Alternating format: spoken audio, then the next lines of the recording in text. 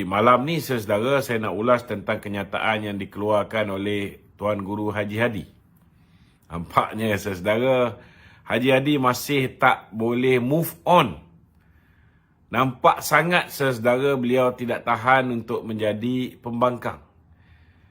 Saya tahu bahawa PAS mempunyai pengalaman menjadi pembangkang berpuluh tahun. Tetapi di penghujung hidupnya, nampak gayanya beliau gagal untuk menyembunyikan ketidakmampuan dia untuk terus menjadi pembangkang. Apatah lagi kerisauan kalau pemimpin-pemimpin PAS akhirnya menjadi kluster mahkamah. Ini berikutan satu demi satu pendedahan, satu demi satu skandal. Bukan hanya skandal Jana Wibawa, bukan hanya skandal menantu Muhyiddin, bukan hanya skandal duit judi.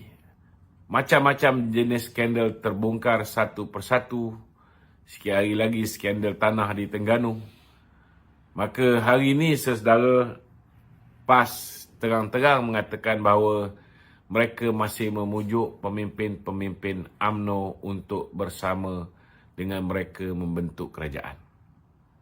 Pertama sekali saya nak beritahu, 10 orang yang bersama dengan Muhyiddin, yang dipujuk oleh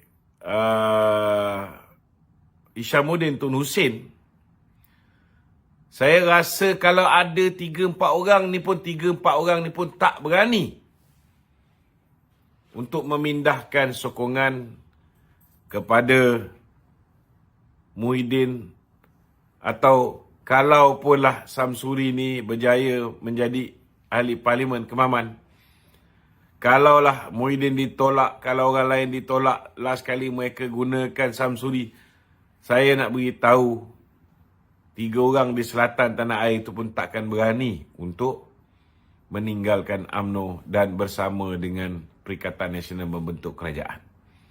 Apatah lagi bila mana ke bawah duli tuanku yang di Pertuan Agong yang baru tak lama lagi ini akan diangkat, iaitu baginda tuanku Sultan Johor, Sultan Ibrahim Iskandar, telah mengeluarkan satu kenyataan yang sangat keras bila mana baginda berucap ketika ulang tahun baginda pada hari semalam, hari keputeraan baginda pada hari semalam. Baginda menyatakan tentang virus, sifat memecah belah, sifat tamak haloba, ingin merampas kuasa, tamak jawatan, dan baginda memberikan amaran keras. Apatah lagi saya mempunyai maklumat bahawa antara sebab 3 orang di selatan yang tak sanggup untuk keluar meninggalkan UMNO, mengosongkan kursi mereka supaya diadakan pilihan raya sekali lagi, adalah kerana khuatir apa yang bakal dilakukan oleh baginda tuanku Sultan Johor. Jadi saya nak beritahu dengan Haji Hadi, bolehlah berhenti daripada mengelamun di siang hari. Cukup-cukuplah tu. Kalau yang 10 orang ni pun tak boleh diyakinkan, 3 orang yang terakhir yang nampak macam belah mereka lagi ni pun tak boleh diyakinkan. Saudara, bagaimana mungkin tuan-tuan mereka nak dapat mencukupi jumlah sebanyak 112 orang.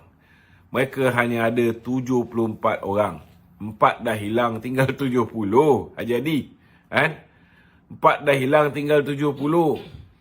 Nak harapkan 6 daripada GRS. GRS dah menyatakan sokongan terang-terangan akan bersama dengan Datuk Seri Anwar Ibrahim sehingga ke penghujung penggal pilihan raya yang 15 ini, sehingga sampai ke pilihan raya ke-16. Kalau nak tipu semula, GPS dah tak boleh. Kerana GPS hari ini juga sudah menyatakan sokongan padu kepada PMX. Jadi siapa lagi yang mereka nak tipu? Nak menangkan Samsuri pun berpada-pada lah. Nak suruh dia jadi timbalan Perdana Menteri kepada Muhyiddin. Di mana datang logiknya? Di mana datang jumlah kerusi yang mereka nak cari? Mana nak cukup jumlah? Kalaupun cukup jumlah, saudara, sudah pasti jumlah itu tidak lebih daripada 115 orang. Yang awal-awal dulu mereka kata mereka ada. Tapi disebabkan dah ada akta anti lompat parti, 10 orang tu akhirnya tarik balik sokongan kepada Muhyiddin. Jadi mana datang logik nak cukup jumlah?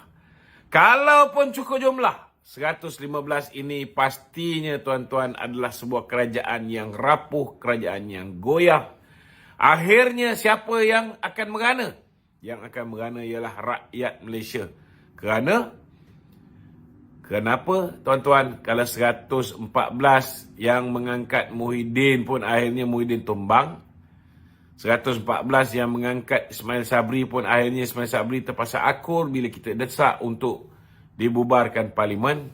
Saudara, tidak ada pelabur yang akan datang berlabur di Malaysia. Dan akhirnya tuan-tuan, ringgit Malaysia akan terus menjunam. Foreign direct investment akan terus menjunam. Bursa saham Kuala Lumpur akan terus menjunam. Ketidakyakinan pelabur dan juga rakan-rakan negara jiran terhadap kerajaan kita akan bertambah, kadar pengangguran akan meningkat, kadar jenayah akan meningkat, pertumbuhan ekonomi akan menguncup. Last kali tuan-tuan, hutang negara akan bertambah berlipat kali ganda daripada 1.5 trilion ringgit yang ditinggalkan oleh kerajaan Datuk Seri Ismail Sabri. Jadi tuan-tuan, saya haraplah berhentilah Haji Hadi daripada mengeluarkan cerita nak tebuk atap ni. Dulu dia kata kita kerengga. Hari ni dia terang-terang mengaku dialah kerengga tu. Apa dah jadi tuan-tuan? Dia terang-terang mengaku dialah kerengga tu tuan-tuan. Itu sebabnya saudara, selesa pula kursi kawan kita baru bagi kursi baru ni tuan-tuan. Kita ucap terima kasih oleh sahabat kita yang telah menyumbang kursi. Ini kursi tak dipertandingkan. Okey. Jadi malam ni kita ada sahabat-sahabat bersama dengan kita ni. Kita bersedia untuk bertanyakan yang sudah bersedia untuk bertanyakan soalan. Untuk sahabat-sahabat yang nak bertanya soalan, boleh kemukakan soalan anda di talian 019 481 9495. 019 481 9495. Okey, silakan. Soalan studio. Okey Dok, satu soalan studio tu Yeah. Wan Ahmad Faizal ada menyatakan yang beliau antara orang pertama yang dipujuk untuk menyokong PMX. Komen sikit Dok. Dia orang pertama dipujuk untuk menyokong PMX. Ya betul. Saya cadangkan Wan Ahmad Faizal ini, dia buat laporan polis segera, menyatakan siapa yang memujuk dia, buat pengumuman.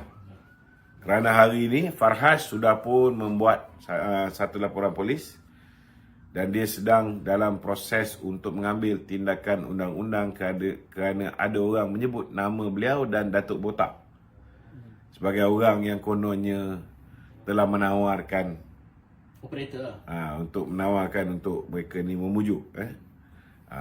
Ya, terang. Kita pun nak tahu apa yang telah ditawarkan kepada dia. Jangan duk sembang saja. Kalau nak cerita, mereka cerita ni semua orang boleh reka cerita, wahai Wan Ahmad Faizal. Biar berani sikit. Biar berani sikit. Okey.